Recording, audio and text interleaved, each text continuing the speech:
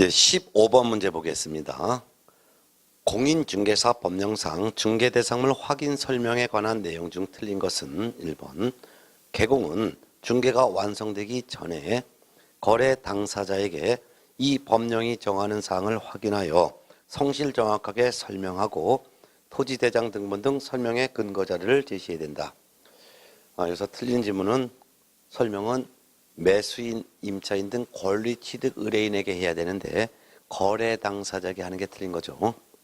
거래 당사자가 아니라 매수인 등 권리를 취득하려는 중개 의뢰인에게 설명해야 될 것입니다. 확인 설명에서는 특히 세 가지를 주의하시기 바랍니다. 확인 설명이 될 의무자는 개공이다. 소공, 보조는 설명 의무가 없다. 두 번째, 언제 설명하느냐? 중개가 완성되기 전에 설명하는 것이다. 세 번째는 누구한테 설명하느냐? 매수인, 임차인 등 권리를 취득하려는 의뢰인에게 설명하는 것이다. 꼭 알아두시기 바랍니다. 또한 설명해야 하는 방법은 성실 정확하게 설명하고 근거자료 제시라는 것도 알아둬야 되겠죠. 답은 1번이었습니다. 2번, 개공은 중개대상물 확인 설명을 위하여 필요한 경우에는 중개대상물의 매도 의뢰인 등에게 당해 중개대상물의 상태에 관한 자료를 요구할 수 있다. 맞죠? 특히 여기서 포인트는 누가 누구에게 자료를 요구할 수 있냐? 개공이 요구할 수 있다. 누구한테? 매도인, 임대인 등 권리 이전 의뢰인, 매도 의뢰인에게 요구할 수 있다. 라는 거. 거래 당사자에게 요구하는 것도 아니고 권리 취득 의뢰인에게 요구할 수 있는 것도 아니고 권리를 이전하고자 하는 매도 의뢰인에게 자료 요구할 수 있다라는 거. 따라서 1번과 2번을 주의할 것은 설명은 누구한테? 개공이 매수인 등 권리 취득 의뢰인에게. 그렇지만 자료를 달라고 요구하는 것은 개공이 매도인 등 권리 이전 의뢰인에게 요구할 수 있다는 거 구분하시기 바랍니다. 3번, 중개가 완성되어 거래계약서를 작성하는 때는 확인해서 설명한 사항을 서면으로 작성하여 거래 당사자에게 이를 교부하여야 하고, 이르라는 것은 설명한 사항을 서면으로 작성한 그 서면을 거래 당사자에게 교부하는 거죠. 바로 이 서면 이름이 바로 중개대상물 확인 설명서가 되겠죠.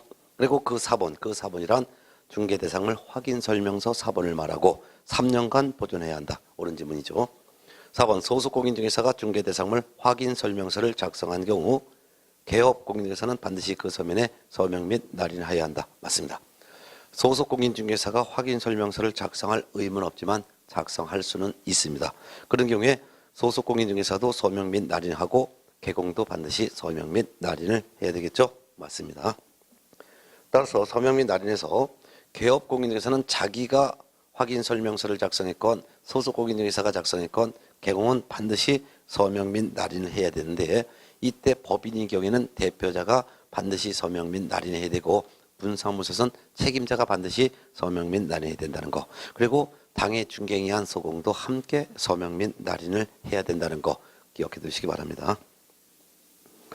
자, 그 다음에 5번 질문 보겠습니다. 개업 공인중개사는 소유자 확인 등 중개 업무 수행을 위하여 필요한 경우에는 중개 의뢰인에게 주민등록증 등 신분을 확인할 수 있는 증표를 제시할 것을 요구할 수 있다. 맞습니다. 이때 중개 의뢰인이란 매도 중개 의뢰인일 수도 있고 매수 중개 의뢰인일 수도 있고 그렇습니다. 즉 매도인의 신분을 확인해서 신분증 보여주세요. 매수인의 신분을 확인해서 매수인에게 신분증 보여주세요. 라고 증표 제시를 요구할 수 있죠.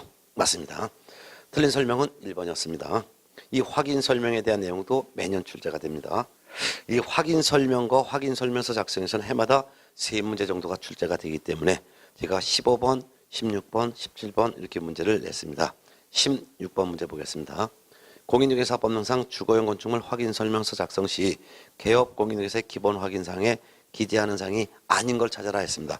기본 사항이 아니라는 것은 결국은 세부 확인 사항에 기재하는 내용이거나 또는 중개 보수에 관한 사항을 찾아봐라 그 말이죠. 그러면 중개대상물 확인 설명서 중에서도 주거용 건축물 확인 설명서는 기본 확인사항, 세부 확인사항, 보수 등에 관한 사항 이렇게 3가지로 구분해서 기재하는데 세부 확인사항이 4가지가 있죠.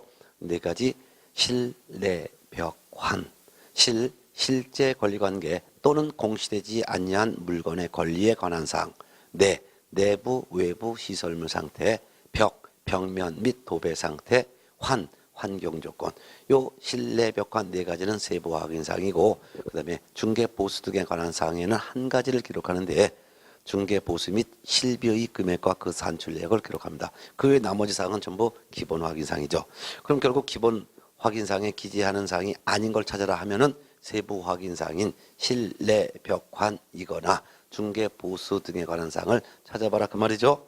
1번 전용 면적, 대지 지분, 준공연도, 건축물의 용도, 구조, 방향, 내진 설계 적용 여부 및 내진 능력. 요거는 대상 물건의 표시에 관한 내용으로서 개업 공인중개사 기본 확인사항입니다. 특히 중개대상물 확인 설명서 중에서도 주거용 건축물 확인 설명서와 비주거용 건축물 확인 설명서의 대상 물건 표시란에는 건축물에 대해서는 내진 설계 적용 여부와 내진 능력을 기재하도록 이번에 7월 30일부로 신설되었기 때문에 꼭 알아두시기 바랍니다. 다시 반복드립니다. 꼭 시험에 나올 가능성이 높아요. 그래서 주거용 건축물 확인 설명서와 비주거용 건축물 확인 설명서 여기에 기본 확인사항에 기록하는 사항 있죠? 기본 확인사항. 그 다음에 이제 세부 확인사항 있죠? 세부 확인사항. 그 다음에 보수 등에 관한 사항. 이렇게 세 가지로 나눠서 기록할 때 주거용 건축물 확인 설명서건 비주거용 건축물 확인 설명서건 기본 확인사항에 기록하는 것 중에서 대상 물건의 표시가 있죠. 이 대상 물건의 표시란 중에서도 건축물에 대해서 기재할 때는 건축물에 대해서는 내진 설계가 적용되는 여부, 내진 설계 적용 여부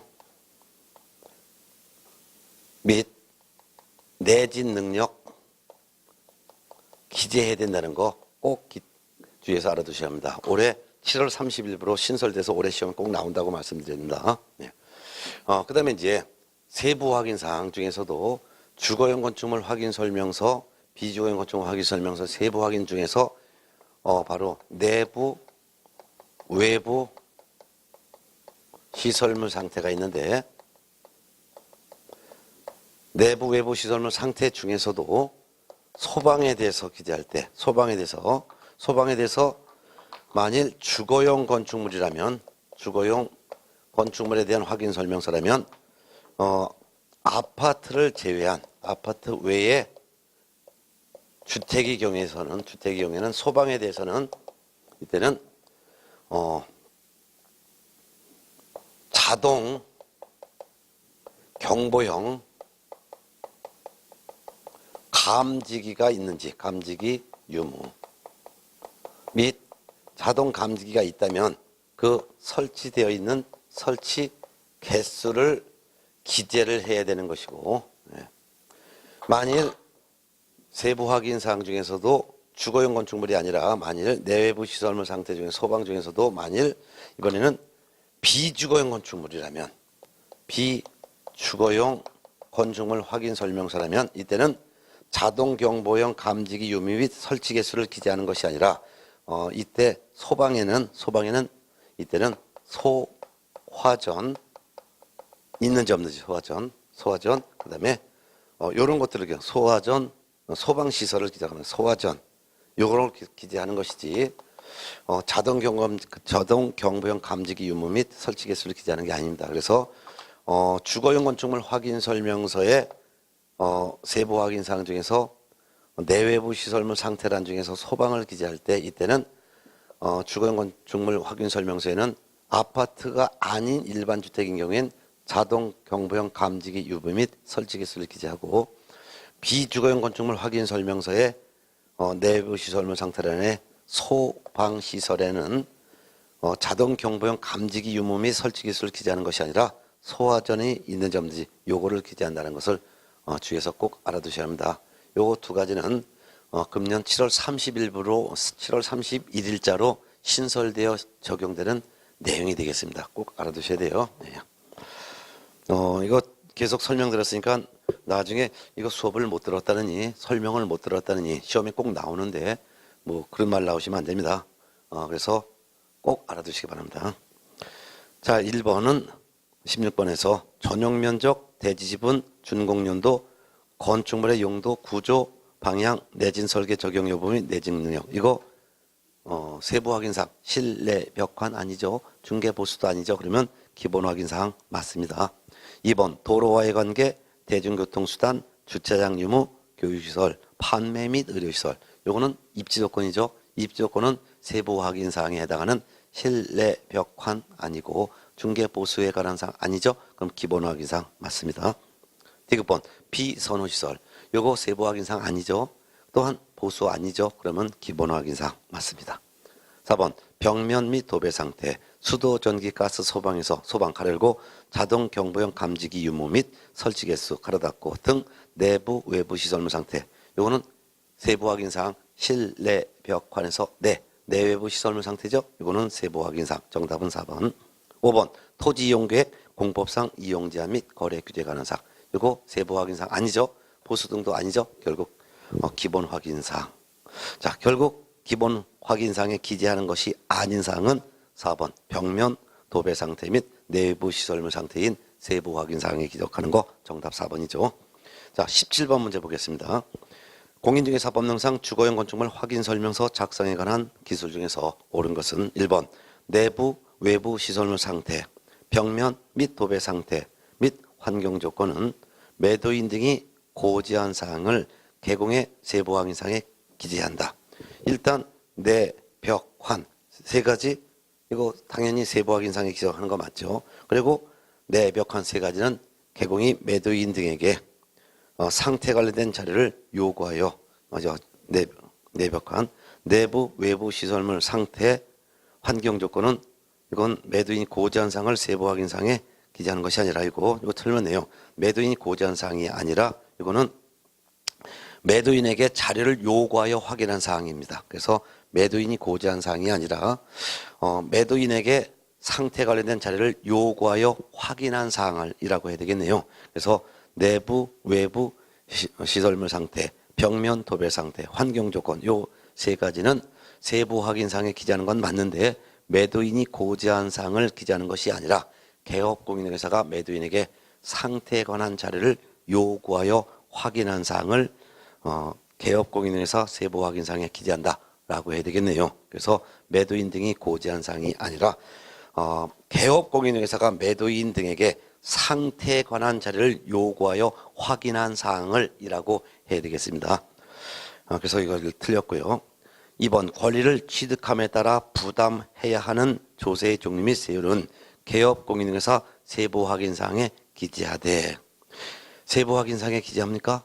세부 확인사항은 실내 벽환이잖아요. 아니죠. 이거는 개업공인회사 기본 확인사항에 기재하되 라고 해야 되겠죠. 그 다음에 뒷짐은 임대차의 경우에는 기재하지 않는다. 뒷짐은 맞습니다. 임대차의 경우에는 취득함에 따라 부담할 조세 종류 및 세율은 기재하지 않죠. 그렇지만 조세 관련된 사항은 개업공인회사 기본 확인사항에 기재합니다. 그래서 2번도 틀렸습니다. 그 다음에 3번 질문. 개업공인회사 기본 확인사항에서 대상 물건의 표시란에 건축물에 대하여 내진 설계 적용 여부와 내진 능력을 기재해야 된다. 맞죠? 개업공인회사 기본 확인사항 중에서 대상 물건 표시란에는 건축물에 대하여 내진 설계 적용 여부, 그 다음에 내진 능력, 요거 기재를 해야 되겠죠? 아까 말씀드렸잖아요. 그래서 기본 확인사항 중에서 대상 물건 표시란에는 건축물에 대해서 내진 설계 적용 여부 및 내진 능력 적어야 된다 했었죠? 예, 옳은 설명은 답 3번이 되겠습니다. 그 다음에 4번. 주택으로 사용하는 층수가 5개층 이상인 아파트를 포함한 모든 주택에 대하여 내부 외부 시설물의 상태, 가로열고 건축물 안의 소방시설에 대해서는 단독 경보용 감지기 유무를 기재한다. 언뜻 보면 맞는 것 같지만 이같이 세부 확인 사항 중에서도 내부 외부 시설물 상태에는 수도, 전기, 가스, 소방, 난방시설, 연료공급, 승강기, 배수 그 밖의 시설물 상태를 기록하는데 그중에서 소방에 대해서는 주거용 건축물 확인 설명서에서는 아파트를 제외한 주택에 대해서는 자동 경보용 감지기 유무 및 그 자동 경보용 감지기 설치 개수 기재를 한다 했어요. 그렇지만 아파트의 경우에는 자동 경보용 감지기 유무 및 설치 개수를 기재하지 않습니다. 왜냐하면 아파트는 자동적으로 자동 경보용 감지기가 설치되어 있기 때문이죠. 그래서 아파트를 제외한 주택의 경우에 대해서는 이라고 해야 되겠죠. 그래서 5번 질문은 주택으로 사용되는 층수가 5개층 이상인 아파트를 포함하냐 아니라 제외한이라고 해야 되겠죠. 제외한 주택에 대해서는 내부, 외부 시설물 상태, 건축물 안에 소방시설에 대해서는 단독 경보용 감지기 유무 기재해야 된다. 단독 경보용. 단독이라는 것은 자동이고 똑같은 말입니다. 자동을 갖다가 단독이라고 쓸게요. 단독 경보용 감지기. 자동 경보용 감지기라고 해도 되고 단독 경보용 감지기라 해도 맞습니다. 그렇지만 여기서는 아파트를 제외한 주택에 대해서만 기재합니다. 꼭 알아두셔야 될 사항이 되겠죠. 네. 그 다음에 이제 5번 거래 예정 금액 등에 관한 사항은 중개가 완성된 때의 거래 예정 금액 등을 개공의 기본 확인상에 기재한다. 거래 예정 금액 등은 개공의 기본 확인상에 기재하는 건 맞지만, 그리고 거래 예정 금액 등을 기재하는 것도 맞지만 중개가 완성된 때의 거래 예정 금액이 아니라 중개가 완성되기 전에라고 해죠. 왜냐하면 설명은 중개가 완성되기 전에 설명하는 것이고, 설명한 내용을 기록하는 것도 역시 중개가 완성되기 전에 설명한 내용을 기재하기 때문에 중개가 완성되기 전에 거래 예정 금액 등을이라고 해야 될 것입니다. 결국 옳은 설명은 3번이 되겠습니다. 특히 17번 문제는 제가 이번 7월 30일자로 신설된 내용을 함께 문제를 만들었으니까 꼭 기억을 해 두시기 바랍니다. 18번 문제 보도록 하겠습니다. 공인중개사 법령상 개업 공인중개사의 거래계약서 작성 등에 관한 설명이다. 네, 틀린 것은 봅니다. 1번 거래계약서는 국토교통부 장관이 정한 표준서식을 사용해야 된다? 아닙니다. 거래계약서는 표준서식이 정해져 있지 않고 표준서식이 정해진다 하더라도 이를 사용해야 될 의무가 없을 것입니다. 2번 거래계약서에 거래 내용을 거짓으로 기재한 경우 등록관청은 중개사무소 개설 등록을 취소할 수 있다. 맞습니다. 그렇지만 주의할 것은 거래계약서에 거래금액 등 거래 내용을 거짓으로 기재하거나 서로 다른 둘 이상의 거래계약서를 작성했다 하더라도 등록만 취소될 수 있을 뿐 징역형이나 또는 벌금형은 받지 않는다는 것도 알아두셔야 합니다. 2번 맞고요. 3번 개업공인중개사는 하나의 거래계약서에 서로 다른 둘 이상의 거래계약서를 작성하여서는 아니 된다. 맞죠? 이를 위반하여 서로 다른 둘 이상의 거래계약서를 작성하게 되면 개업공인중개사에 대하여 등록 취소할 수 있습니다. 그렇지만 징역형 또는 벌금형은 받지 않습니다. 4번 개업공인중개사가 거래계약서 사본을 보존해야 하는 기간은 5년이다. 맞죠? 5번 거래계약서에 당해 중개행위를 한 소속공인중개사가 있는 경우 개업공인중개사와 소속공인중개사가 함께 서명 및 날인해야 한다. 맞습니다. 서명 및 날인해야 되는 서류는 확인설명서, 거래계약서 두 가지에 개공과 당해 중개행위 한 소공이 함께 서명 및 날인해야 되고 그 외에는 서명 또는 날인만 하면 되겠습니다. 그래서 서명 및 날인 두 가지를 해야 되는 서류는 확인설명서, 거래계약서 두 가지밖에 없다. 그것도 서명 및 날인해야 될 의무자는 개공과 당해 중개행위 한 소공만 적용된다. 거래 당사자는 서명 또는 날인만 하면 되는 것이다. 자, 그래서 틀린 것은 1번이었고요. 19번 문제 보겠습니다. 공인중개사법 제33조의 개업 공인중개사 등의 금쟁이에 해당하는 것으로 묶은 것은 개업번 관계법령에 의하여 양도, 알선 등이 금지된 부동산의 분양, 임대 등과 관련 있는 증서, 예를 들면 입주자 저축 증서가 여기에 해당되고 입주자 저축 증서의 대표적인 예가 바로 주택 청약 통장이 되겠죠. 이런 증서의 매매 등을 중개하는 행위, 금쟁이에 해당하죠. 또한 이러한 증서의 매매를 업으로 하는 행위도 금지합니다. 매매 교환을 중개하는 것도 금지요. 매매 교환에 대한 중개뿐만 아니라 매매업을 하는 것도 금쟁이에 해당되고 이를 하게 되면 등록 취소할 수 있으며 또한 3년 이하의 징역 또는 3천만 원 이하의 벌금형에 처벌까지 합니다. 네번 임목의 매매를 업으로 하는 행위, 금쟁이에 해당합니다. 중개대상물의 매매를 업으로 하는 행위는 금쟁이죠. 중개대상물은 토지, 건물, 임목, 공장재단, 광업재단이므로 토지의 매매를 업으로 하는 행위, 건축물의 매매를 업으로 하는 행위, 임목의 매매를 업으로 하는 행위, 공장재단, 광업재단에 대한 매매를 업으로 하는 행위, 금쟁이에 해당합니다. 이를 금쟁이 있을 때는 등록 취소할 수 있으며 1년 이하의 징역 또는 1,000만 원 이하의 벌금에 처벌을 받습니다. 디귿번 상가 분양을 대행하고 주택 외의 중개보수 범위를 초과하여 금품을 받은 행위는 금지행위에 해당하지 않습니다. 그 이유가 분양 대행은 중개 업무가 아니죠. 중개 업무가 아닌 겸업 업무는 법정 범위가 적용되지 않습니다. 따라서 초과 보수 규정이 적용되지를 아니하므로 금지행위에 해당하지 않습니다. 려열번 매도인의 급박한 사정으로 인해 매도인을 대리하여 매매계약을 체결한 행위 금지하지 않습니다. 이는 매도 의뢰인 일방을 대리하여 계약을 하는 행위죠. 쌍방을 대리하여 계약하는 행위는 금지하지만 일방을 대리하여 계약하는 행위는 금지하지 않습니다. 미음번 중개사무소 개설 등록을 하지 아니하고 중개업을 영위하는 자, 즉 무등록 중개업을 하는 자인 사실을 알면서 그를 통하여 중개를 의뢰받거나 그 자에게 즉 무등록 중개업을 하는 자에게 자기의 명의를 이용하게 하는 행위 금지행위에 해당하죠. 이 경우에는 등록 취소할 수 있고 1년 이하의 징역 또는 1,000만 원 이하의 벌금형 중에 하나의 행정 형벌까지 받게 됩니다. 결국 금지행위에 해당하는 것은 기역, 니은, 미음. 정답은 2번이 되겠죠. 20번 문제 볼게요. 공인중개사법령상 개업 공인중개사의 업무보증 설정에 대한 설명 중에서 옳은 것은 1번 중개사무소 개설 등록을 하는 때에는 개업 공인중개사의 손해배상 책임을 보장하기 위해서 보증보험 또는 공제에 가입하거나 공탁을 하여 등록관청에 신고해야 된다. 자, 보증 설정 시기와 보증 설정에 대한 신고를 하는 시기는 등록을 신청하는 때가 아니고 등록을 하는 때가 아니라 중개사무소 개설 등록을 한 후 중개 업무를 개시하기 전이라고 해야 되겠죠. 따라서 개업 공인중개사는 중개 업무를 개시하기 전에라고 해야 합니다.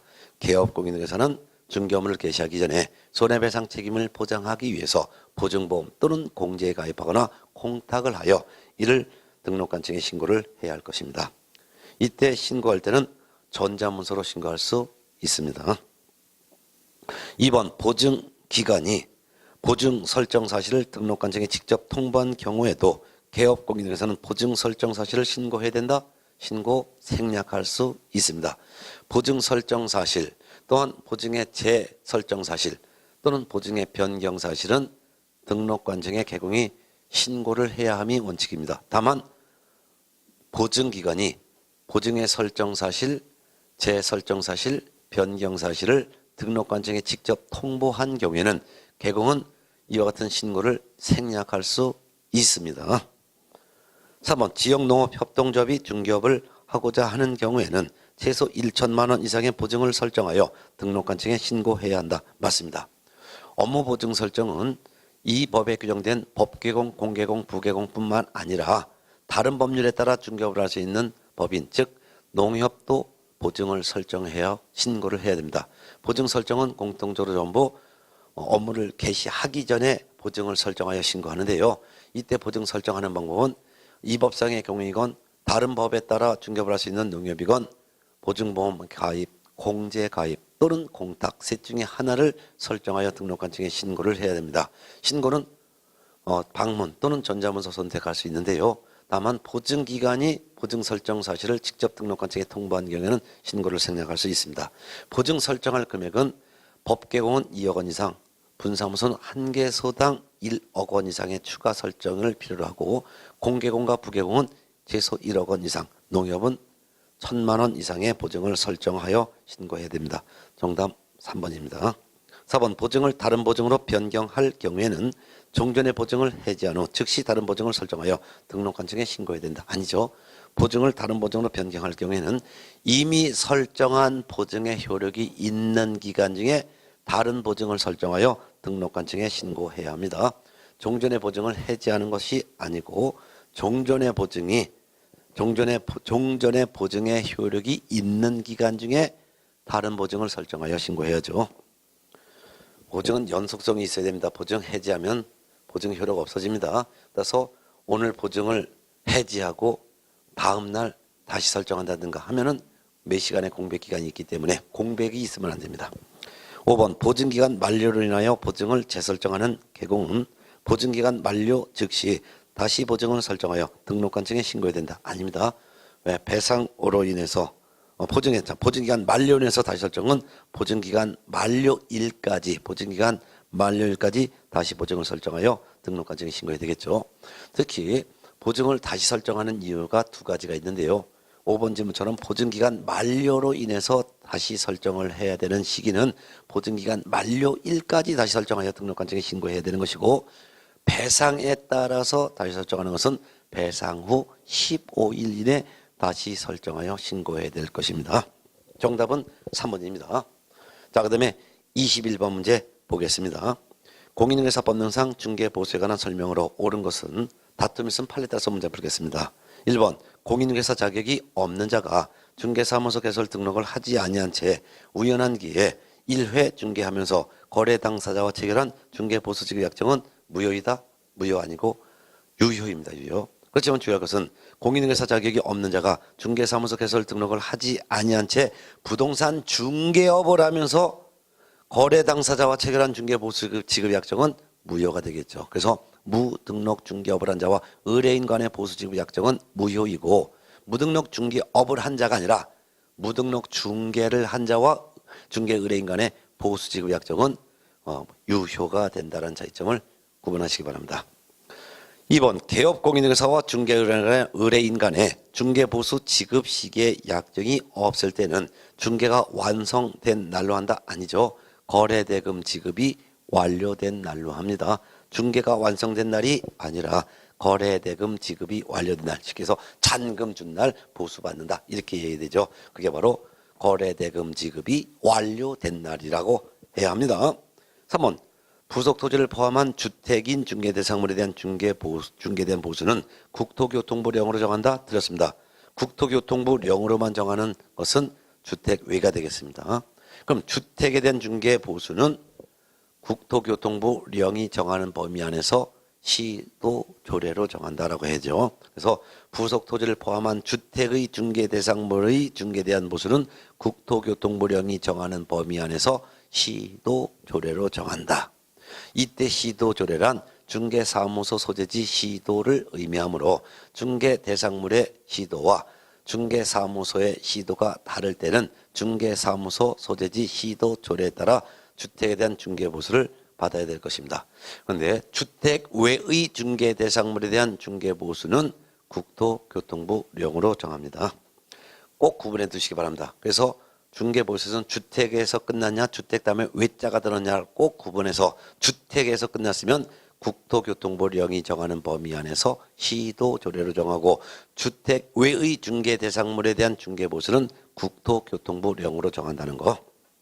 4번 질문 봅니다. 주택 가로열고 부속토지를 포함한 주택의 중개에 대한 중개보수는 의뢰인 쌍방으로부터 각각 받되 그 일방으로부터 받을 수 있는 한도는 교환의 경우에는 거래금액의 1.5분의 9 이내로 한다. 맞죠? 주택 부속토지를 포함한 주택의 중개에 대한 중개보수는 국토교통부령이 정하는 범위 안에서 시도 조례로 정하는데요. 국토교통부령에 따르면 주택에 대한 중개보수는 거래 당사자 즉 중개 의뢰인 쌍방으로부터 각각 받되 그중 일방으로부터는 매매와 교환 두 가지 중개는 거래금액의 1.5분의 9 이내로 하고, 주택에 대한 임대차, 전세권, 저당권 등 매매 교환을 제외한 나머지 임대차 등은 쌍방으로부터 각각 받되 일방으로부터는 거래금액의 1.5분의 8 이내로 한다라고 규정하고 있습니다. 맞습니다. 그리고 이 범위 안에서 사무소 소재지 시도 조례로 정하죠. 옳은 질문 4번 나왔습니다.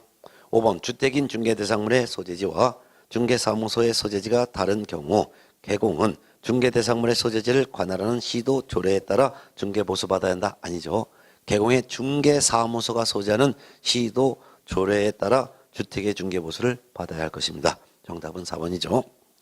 22번 문제 계산 문제 했습니다. 해마다 계산 문제는 한 문제 내지 두 문제가 나오는데, 주택에 대한 중개보수의 계산 문제가 나올 때 있고, 그 다음에 포상금에서 또한 계산 문제가 나오게 되는데, 이 1회 실전 모의고사에서는 중개보수에 대한 계산 문제를 냈습니다. 22번 보겠습니다.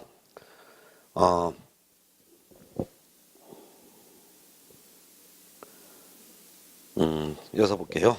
자, 보겠습니다. 갑은 개업공인회사 을에게 중개를 의뢰하여, 갑은 개업공인회사 을에게 중개를 의뢰하여 그 다음에 병 소유의 전용 면적 70제곱미터 오피스텔을, 여기 보면 여러분들 뭐 한자로 써 있는데 전부 다가 이상한 한자가 들었는데 아마 이거 편집을 하시는 과정 중에서 아마 편집부 직원이 이거를 잘못 쓴 것 같습니다. 그래서 앞에 있는 한자 누구는 이걸 갖다가 갑은이라고 해놓고 개업공사 다음에 을에게 그다음에 중개를 의뢰하여 그다음에 병 소유에 이렇게 써놓으시기 바랍니다. 그래서 갑을병 이렇게 좀 고쳐놓으세요. 그래서 22번 갑은 개업공인회사 을에게 중개를 의뢰하여 병 소유의 전용 면적 70제곱미터 오피스텔을 보증금 2천만 원, 월차임 15만 원에 임대차 계약을 체결했습니다. 이 경우 법정 최고율을 약정한 개업공인회사 갑이라고 써놓으시고 갑이 그다음에 갑이 을과 그다음에 병으로부터 받을 수 있는 중개보수 총액은 이렇게 옵니다. 그래서 다시 읽어드리면 22번 갑은 개업공인회사 을에게 중개를 의뢰하여 병 소유의 전용 면적 70제곱미터 오피스텔을 보증금 2천만 원, 월차임 15만 원에 임대차 계약을 체결했습니다. 이 경우 법정 최고율을 약정한 개업공인회사가 을과 병으로부터 받을 수 있는 중개보수 총액은 이렇게 물어봤습니다. 그리고 임찬 오피스텔은 건축법령상 업무시설로서 상하수도 시설과 전용 입식부엌, 전용 수색식 화장실 및 목욕시설을 갖췄습니다 해놨습니다. 그러면은 중개보수에서는 요율을 정할 때 주택이냐 주택 외냐 구분하셔갖고 주택은 국토교통부령이 정하는 범위 안에서 시도조례로 정하기 때문에 주택의 경우에는 시도조례가 주어집니다.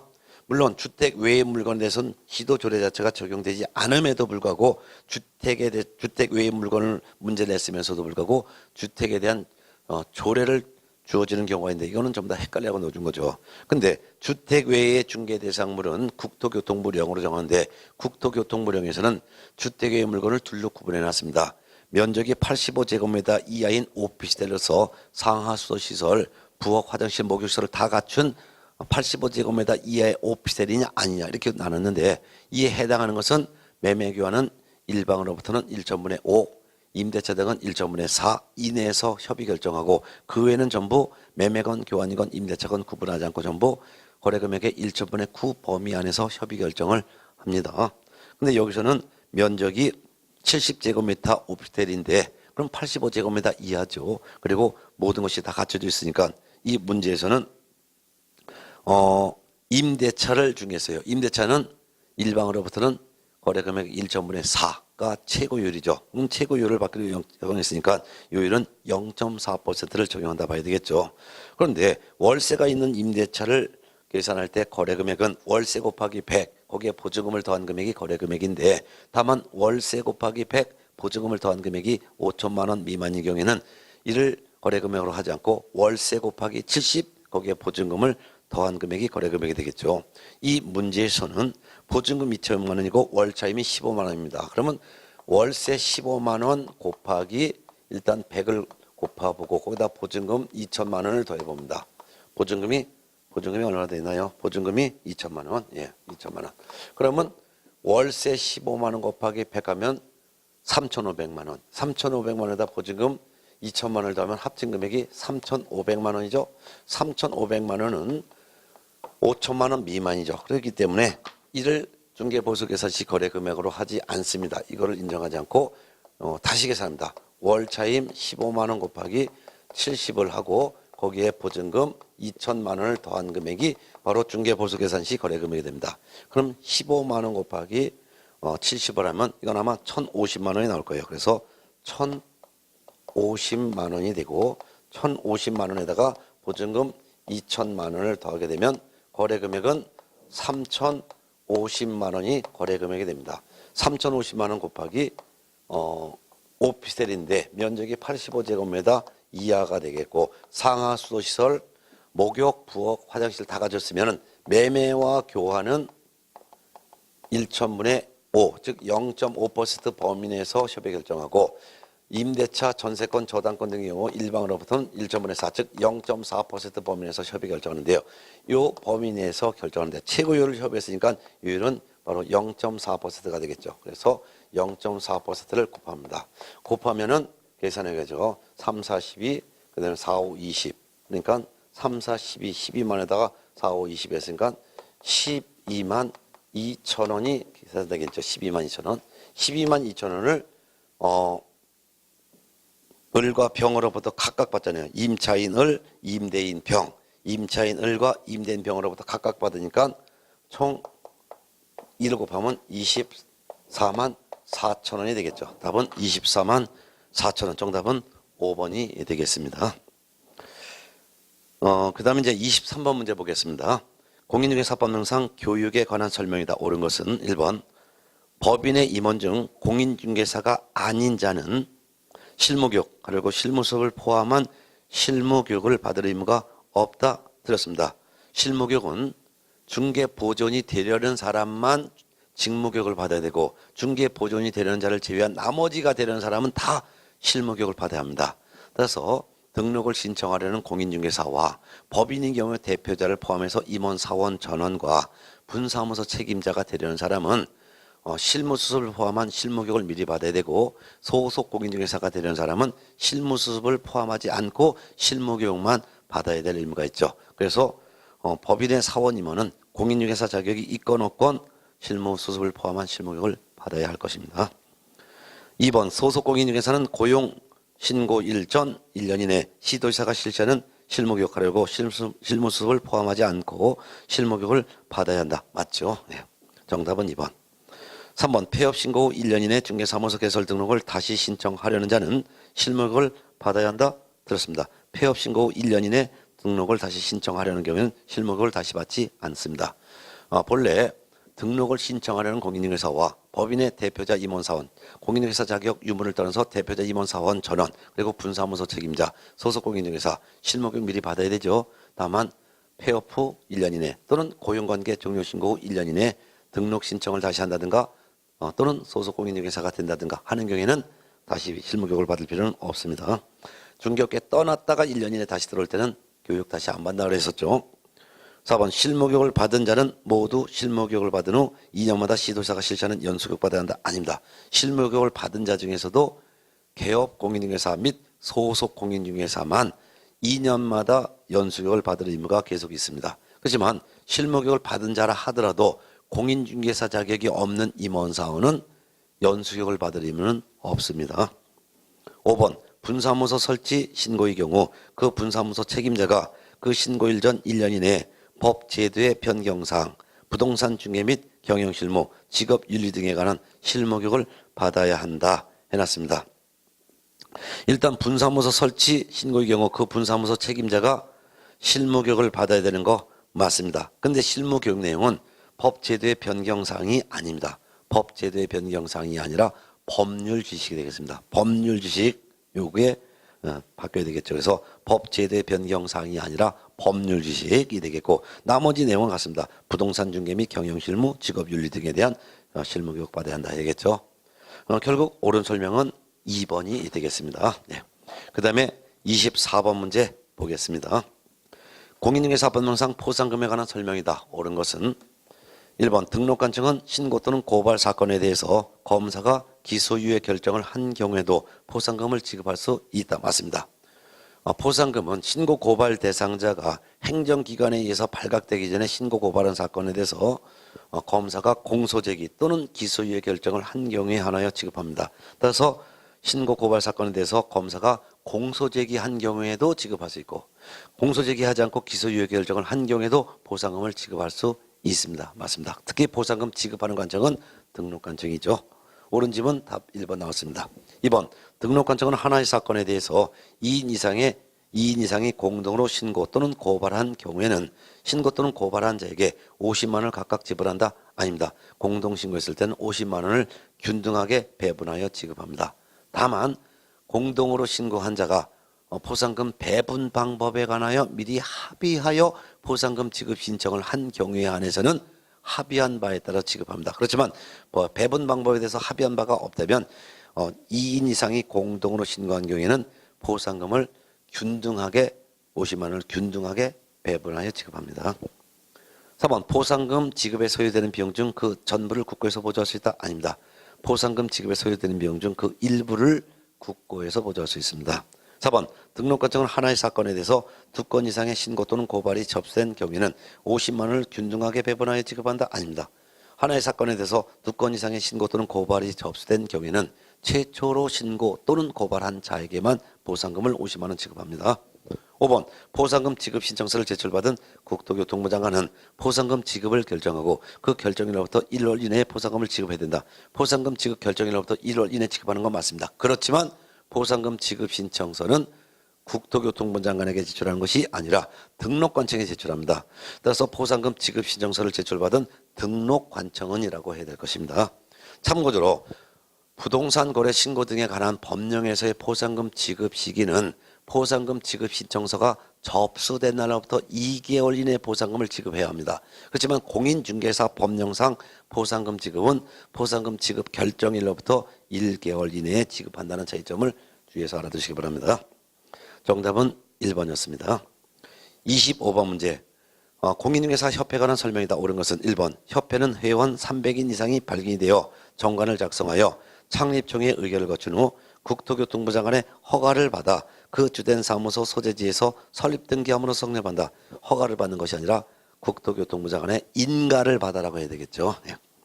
그 다음에 2번 창립총회는 서울특별시에서는 100인 이상, 광역시, 도 및 특별자치도에서는 각각 30인 이상 회원에 참여를 해야 한다. 아닙니다. 서울특별시에서는 100인 이상 참여하는 건 맞습니다. 그렇지만 서울시를 제외한 광역시, 도 및 특별자치도에서는 각각 20인 이상의 회원이 참여를 해야 합니다. 20인. 3번 협회가 지부를 설치하고자 하는 때는 시도지사의 승인을 얻어야 한다. 승인 얻지 않습니다. 단지 협회가 지부를 설치한 때는 시도지사에게 신고해야 되고 협회가 지회를 설치한 때는 등록관청에 신고해야 합니다. 그렇지만 협회가 시도의 지부를 시군구의 지회를 둘 수가 있는데요. 지부 지회를 두고자 할 때 사전에 시도지사나 등록관청의 승인을 요하지 않습니다. 4번 협회는 부동산 정보 제공에 관한 업무를 수행할 수 있으나 회원의 자질 향상을 위한 지도 교육 연수에 관한 업무를 할 수 없다? 할 수 있습니다. 협회는 중개업을 할 수 없을 뿐 부동산 정보 제공에 관한 업무, 예를 들면 부동산 거래 정보 사업을 말하는데 할 수도 있고 또한 회원의 자질 향상을 위한 지도 교육 연수에 관한 업무도 할 수 있습니다. 5번 협회는 총회 의결 내용을 지체 없이 국토교통부 장관에게 보고해야 된다. 맞습니다. 정답은 5번이죠. 26번 문제 볼까요? 공인중개사법령상 행정처분에 관한 설명 중에서 옳은 것은 1번. 등록관청은 공인중개사가 자격정지 또는 자격취소의 어느 하나에 해당하는 사실을 알게 된 때는 지체 없이 그 사실을 시도지사에게 통보해야 된다. 자격정지에 해당하는 사실을 알게 됐을 때는 지체 없이 시도지사에게 통보해야 합니다. 그렇지만 자격취소에 해당하는 사실을 알게 되었을 때 이를 시도지사에게 통보해야 된다는 규정은 없습니다. 2번 자격취소 또는 자격정지 처분을 받은 자가 자격증을 분실하거나 훼손된 경우에는 반납할 수 없는 이유를 기재한 사유서를 제출해야 된다. 자격취소 처분을 받은 사람은 자격증을 7년 내에 반납해야 되죠. 근데 자격취소 처분 받은 자가 자격증을 분실하거나 훼손된 때는 반납할 수 없는 이유를 기재한 사유서를 제출해야 합니다. 그렇지만 자격정지 처분을 받은 자는 자격증 반납 의무가 없습니다. 또한 자격정지 처분 받은 사람이 자격증 반납 의무가 없으므로 자격증을 분실해 훼손됐다 하더라도 반납할 수 없는 이유를 기재한 사유서를 제출하지도 않습니다. 이와 같은 규정은 자격 취소 처분 받은 자에게만 적용되는 규정입니다. 1번은 자격 정지 사유에 해당하는 자만 위반 사실을 시도지사에게 통보하는 것이고 2번 2번 지문은 자격 취소 처분을 받은 자만 자격증 반납 의무가 있으며 자격 취소 받은 사람이 자격증 분실에 훼손됐을 때 사유서를 제출해야 됩니다. 자격증 처분받은 사람은 자격증 반납 의무도 없기 때문에 사유서를 제출하지도 않습니다. 3번 등록 취소 또는 업무 정지 처분은 등록 취소 또는 업무 정지 처분에 해당하는 사유가 발생한 날로부터 3년이 경과한 때는 일을 할 수 없다. 이는 업무 정지에만 해당합니다. 즉 업무 정지 처분은 그 사유가 발생한 날로부터 3년이 경과한 때는 일을 할 수가 없습니다. 그렇지만 등록 취소, 자격 취소, 지정 취소, 그 다음에 자격 정지에 관한 내용은 3년이 경과됐다 하더라도 일을 할 수 없다라는 규정이 없습니다. 행정처분 사유에 해당했을 때 그 사유가 발생한 날부터 행정처분할 수 없는 것은 업무정지 하나밖에 없습니다. 그래서 등록 취소는 이런 규정이 없지만 업무정지 처분은 규정이 있습니다. 업무정지 처분은 그 사유가 발생한 날로부터 3년이 경과할 때는 일을 할 수 없다라는 규정만 맞습니다. 그 외 다른 행정처분은 이런 표현이 나오면 다 틀린 지문이 될 것입니다. 4번 등록 취소 또는 업무정지 처분을 받은 때는 7일 내 등록증을 반납해야 된다. 이거 등록 취소 처분 받은 사람만 7일 내 반납해야죠. 업무정지 처분 받은 경우에는 반납하지 않습니다. 5번 중개사무소 개설 등록이 취소된 경우로서 법인인 개업공인중개사가 해산한 경우에는 그 법인의 대표자이었던 자가 등록 취소 처분을 받은 날로부터 7일 내 등록한 적에 등록증을 반납해야 합니다. 맞습니다. 참고적으로 개업공인중개사가 사망하였을 때는 등록증 반납 의무가 아무에게도 없습니다. 정답은 5번이죠. 27번 문제 보겠습니다. 공인중개사법령상 개업 공인중개사에 대한 행정처분으로서 중개사무소 개설 등록을 취소해야 하는 사유를 모두 묶은 것은 등록을 취소해야 되는 사유 머릿속에 외워 있을 거예요. 이런 등록을 취소해야 되는 사유 딱 나왔을 때는 그 빈 공간에다가 등록을 취소해야 되는 사유를 두 문자를 딱 써놓고 대입하셔야 합니다. 등록을 취소해야 되는 사유 사부결, 이양속, 2번 업지, 사망해산, 부정한 방법으로 등록, 결, 개공 자신이 결격사에 해당된 경우, 그 다음에 이중 등록, 그 다음에 양, 성명, 상호 등록증 양도돼요. 속, 이중 소속, 그 다음에 2번 1년 이내에 업무정지 처분을 2회 이상 받고 다시 업무정지에 해당되는 행위한 경우, 그 다음에 업무정지 기간 중에 중개업무한 경우, 개공이 자격정지 기간 중인 자에게 중개업무를 수행시킨 경우. 요거 외워두시고 딱 정리합니다. 기억번 업무정지 기간 중에 중개업무하거나 자격정지 기간 중인 소공으로 하여금 중개업무를 수행하게 한 경우 그 개공의 등록 취소해야 되죠. 사부결, 이양속, 2번 업지에서 업과 치. 예. 그 다음에 이제는 둘 이상의 사무소를 둔 경우, 이거는 사무소를 둘 이상 둔 것은 이중 등록이 아닙니다. 등록은 하나 한 거고 별도로 사무소만 둔 거죠. 이거는 등록을 취소할 수 있는 사유가 됩니다.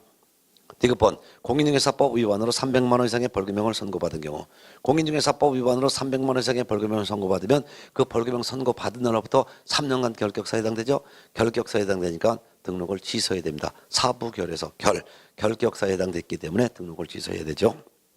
1번 최근 1년 이내 이 법에 의하여 2회 업무정지 처분을 받고 다시 과태료 처분에 해당되는 행위한 거, 이거는 등록을 취소해야 하는 사유가 아니라 업무정지할 수 있는 사유죠. 업무정지 처분을 2번 이상 받고 다시 업무정지에 해당되는 행위했다면 이때는 등록을 취소해야 되죠. 그렇지만 업무정지 처분을 2회 이상 받고 다시 과태료에 해당되는 행위했을 때는 업무정지를 할 수 있는 사유죠. 묘번 최근 1년 이내 이 법에 의하여 2회 이상 업무정지 처분받고 다시 업무정지 처분에 해당되는 행위한 경우, 이거 등록을 취소해야 되는 사유죠. 사부결, 이양석, 2번 업지에서 2번 업무정지 2번 이상 받고 다시 업무정지에 해당되는 행위하면 등록을 취소해야 됩니다. 결국 등록을 취소해야 하는 사유는 기억, 디귿, 미음. 정답은 2번이 되겠죠. 28번 문제 봅니다. 중개사무소 개설, 공인중개사법령상 중개사무소 개설 등록을 취소할 수 있는 사유 모두 묶은 것. 등록을 취소할 수 있는 사유도 머릿속에 딱 정리해놓고 여기다 두 문자를 써놓고 출발해야 되겠죠. 육전, 기금보, 거투, 사투, 삼겹투근. 6월 초과여 휴업한 경우. 전속개공이 정보를 공개하지 않거나 비공개 요청을 무시하고 정보를 공개한 경우. 등록기준 미달. 금쟁이한 경우. 손해배상 책임을 보장하기 위한 조치로서의 보증 설정하지 않고 업무 개시한 경우. 거투, 거래계약서를 2 이상 작성하거나 또는 거래 내용을 거짓으로 기재한 경우. 그 다음에 사투, 중개사무소를 2 이상 설치하거나 천막 등 임시시설물 설치한 경우. 그 다음에 거투, 사투, 삼겹에서 3은 최근 1년 이내 3회 이상 업무정지 또는 과태료 처분을 받고 다시 업무정지나 과태료에 해당되는 행위한 경우. 다만 3회 이상 안에 업무정지 처분이 2번 들어가고 그 다음에 과태료가 들어갔는데 업무정지 처분 2, 과태료 처분 1번. 이거 3회 이상 해당되는데 다만 다시 업무정지에 해당되는 행위했을 때는 이거는 등록을 취소해야 한다라는 사유로 바뀐다는 거. 그 다음에 그래서 육전, 기금보, 거투, 사투, 삼겹에서 겹은 법인인 개업공인중개사가 겸업 범위를 위반해서 겸업한 경우 되겠죠. 그냥 두군이라는 것은 개공이 독점 규제 및 공정거래관한법 위반으로 2년 이내에 2회 이상 공정거래위원회로부터 시정조치나 과징금 부과를 받은 경우. 자, 이런 내용이 이제 머릿속에 정리가 돼 있고 대입해봅니다. 기억번 등록의 결격사에 해당하는 자를 소공 또는 보존으로 두고서도 2달 이내 해소하지 않은 경우. 이거는 등록 취소할 수 있는 사유가 아니라 업무 정지할 수 있는 사유죠. 4번 천막 그 밖에 이동에 용이한 임시 중개시설물 설치한 경우 육, 전, 기, 금, 보, 사투에 해당되죠. 중개사무소를 둘 이상 두거나 천막 등 임시시설물 설치한 경우 같이 똑같은 제재니까 등록 취소할 수 있는 사유. 4번 맞습니다.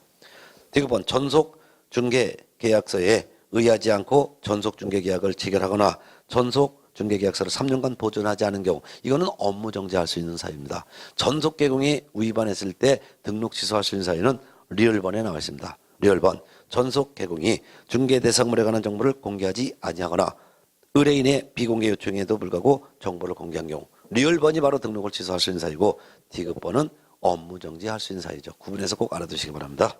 묘번 최근 1년 이내 이 법에 의하여 2회 업무정지 처분과 1회 과태료 처분을 받았어요. 그럼 최근 1년 이내 3회 이상 업무정지 또는 과태료 처분을 받았죠. 근데 거기서 업무정지가 2번 그리고 한 번은 과태료 처분이에요. 근데 다시 과태료에 해당되는 과태료 처분에 해당되는 행위를 했을 때 이거는 등록을 취소할 수 있는 사유 맞습니다. 그런데 비읍번 최근 1년 이내 이 법에 의하여 2회 업무정지 처분과 1회 과태료 처분 이것도 3회가 되죠. 근데 업무정지 처분 받은 게 2번이에요. 근데 다시 업무정지 처분에 해당되는 행위네요. 이거는 업 되죠. 업 등록을 취소하여야 하는 사유. 결국은 등록을 취소할 수 있는 사유는 니은, 리을, 미음. 정답은 3번이 되겠습니다. 29번 문제 보겠습니다. 공인중개사법상 자격 취소에 관한 설명 중에서 옳은 것은 1번 자격증을 교부한 시도지사와 공인중개사의 사무소가 소지하는 시도지사가 서로 다른 경우에는 자격 취소 처분은 공인중개사의 사무소가 소지하는 시도지사가 행한다? 아닙니다. 자격 취소 처분은 오로지 자격증을 교부한 시도지사만 합니다. 준 사람만 취소할 수 있습니다. 그 다음에 2번 자격증을 교부한 시도지사와 공인중개사의 사무소가 소지하는 시도지사가 서로 다른 경우에는 자격증을 교부한 시도지사가 자격 취소 처분에 필요한 절차를 모두 이행한 후 그 결과를 공인중개사의 사무소가 소지하는 시도지사에게 통보해야 된다? 들었습니다. 이와 같은 경우에는 중개사무소가 소지하는 시도지사가 자격 취소 처분에 필요한 절차를 모두 이행한 후 그 결과를 자격증을 교부한 시도지사에게 통보해야 합니다. 자격 취소 처분에 필요한 절차란 청문 실시와 법 위반에 대한 조사를 말합니다. 그리고 그 결과라는 것은 청문 결과 및 법 위반에 대한 조사 결과를 말하는 거죠. 3번 공인중개사인 개업공인중개사가 자격정지 기간 중인 소속 공인중개사로 하여금 중개 업무를 수행하게 한 경우에는 개업공인중개사는 자격취소 처분받는다. 들었습니다. 공인중개사인 개업공인중개사가 자격정지 기간 중인 소속 공인중개사로 하여금 중개 업무를 수행하게 한 때는 그 개업공인중개사에 대해서는 등록을 취소해야 합니다. 등록 취소 반드시 해야 되는 사유. 그리고 개업공인중개사의 지시에 따라 자격정지 기간 중에 중개 업무를 한 그 소속 공인중개사는 자격 취소 처분을 받습니다. 자격 취소 처분 사유 4가지. 부, 양, 지, 역. 부, 부정한 방법으로 자격 취득한 경우. 양, 성명이나 자격증 양도대한 경우. 지, 자격정지 기간 중에 중개 업무하거나 자격정지 기간 중에 다른 개업공인중개사에 소속한 경우. 역, 공인중개사법 위반으로 징역형 선고받은 경우. 그 다음에 이제 4번 자격 취소 처분을 받은 자는 3년간 공인중개사가 될 수 없으며 중개보존도 될 수 없다. 맞습니다. 3년간은 시험도 못 보고 3년간은 중개업계에 못 들어가죠. 정답은 4번. 5번 자격 취소 처분을 행한 시도지사는 7일 이내 이를 국토교통부 장관에게 보고하고 다른 시도지사에게 통지해야 된다. 들었습니다. 이건 7일이 아니라 5일이죠. 자격 취소 처분한 사실을 시도지사는 5일 이내 국토교통부 장관에게 보고하고 다른 시도지사에게 통지해야 합니다. 그렇지만 주의할 것은 자격정지 처분을 한 시도지사는 자격정지 처분 사실을 보고하거나 통지하지 않는다는 것도 주의해서 알아두시기 바랍니다. 정답은 4번이죠. 자, 그러면 30번 문제 한 문제 풀고 잠시 쉴까 합니다. 30번까지가 공인중개사법령이고 공인중개사법령에서 30문제가 출제가 됩니다. 30번 공인중개사법령에 관한 설명 중에서 틀린 것은 1번 공인중개사법에 규정된 징역 또는 벌금형에 해당되는 죄와 다른 죄의 경합범에 대해서 벌금형을 선고하는 경우 이를 분리해서 선고해야 되죠. 맞죠? 분리선고한다는 거. 옳은 질문. 2번 원칙적으로 행정처분과 행정형벌은 병거할 수가 있다. 맞죠? 3번 그렇지만 3번 거래정보사업자가 운영 규정을 위반하여 부동산 거래정보망을 운영한 경우에는 행정처분과 행정질서벌을 병과할 수 있다. 맞습니다. 본래 행정 한 가지 위반 행위를 가지고 행정처분과 행정형벌을 병과할 수 있는 게 원칙이고 예외적으로 병과할 수가 없습니다. 그런데 한 가지 위반 행위를 가지고 행정처분과 행정질서벌은 병과할 수 없는 것이 원칙이죠. 다만 3번쯤처럼 예외적으로 한 가지 위반 행위를 가지고 행정처분과 행정질서벌이 병과되는 경우도 있습니다. 행정질서벌이라는 것은 과태료를 말하고요. 행정형벌이란 징역 또는 벌금형을 말합니다. 그다음에 이제 맞고 4번 업무정지 처분은 그 사유가 발생한 날로부터 3년이 경과되는 일을 할 수 없다 했었죠. 옳은 질문이죠. 5번 시도지사는 공인중개사에 대하여 자격정지 처분을 한 때는 5일 이내 1 국토교통부 장관에게 보고하고 다른 시도지사에게 통지해야 된다. 자격정지 처분한 사실은 보고하지도 않고 통지하지도 않습니다. 시도지사는 공인중개사에 대해서 자격 취소 처분한 사실을 5일 이내 국토교통부 장관에게 보고하고 다른 시도지사에게 통지하지만 자격정지 처분한 사실은 보고 통지하지 않습니다. 자, 그래서 저 두태 시간은 이제 15번부터 30번까지 16문제를 풀어드렸는데요. 공인중개사 법령 후반부에 해당되는 내용입니다. 그 다음에 이제 잠시 쉬었다가 31번부터 이제 40번까지 부동산 거래 신고 등에 관한 법령에 대한 문제 4문제를 이제 5문제를 풀어보고 부동산 거래 신고 등에 관한 법령에서 최소한 4문제가 나오니까 저는 1회 때 5문제를 냈습니다. 그리고 중개 실무 파트에서 보통 6문제가 내는데 많이 나올 때는 6문제. 그래서 저는 5문제를 1회 때 냈습니다. 그러면 총 10문제는 잠시 쉬었다 풀도록 하겠습니다.